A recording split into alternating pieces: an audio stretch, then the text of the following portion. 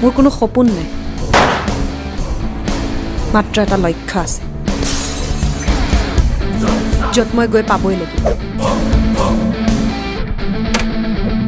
কৰিবলগীয়া যিবোৰ কাম পুলিচে নকৰে সেইবোৰ কাম মই কৰোঁ।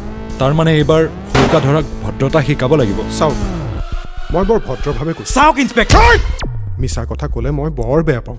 তোৰ ইমান সাহস, যুধিষ্ঠিৰ থকা হ'লে আজি মোৰ সততাৰ নামত শপত খালেহেঁতেন। কি খেলি মেলি দিছোন তেজ বৰ গৰম গৰম বস্তুৰ লগত খেলি ময়ো ভাল পাওঁ। যদি জীয়াই থাকিবলৈ মন আছে তেনেহ'লে মোৰ পৰা 5 ফুট দূৰত থাকিবি।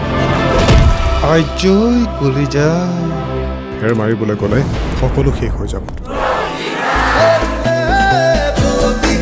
লেতেৰা কৰিব জানিলে চাফা কৰিবও জানিব লাগিব। মা কেতিয়া আহিবনো? মই মাক বহুত মিছ কৰি আছো। যে মোৰ দেউতাৰ বাহিৰে পৃথিৱীৰ চব মতা মানুহক মই ঘিণ কৰোঁ।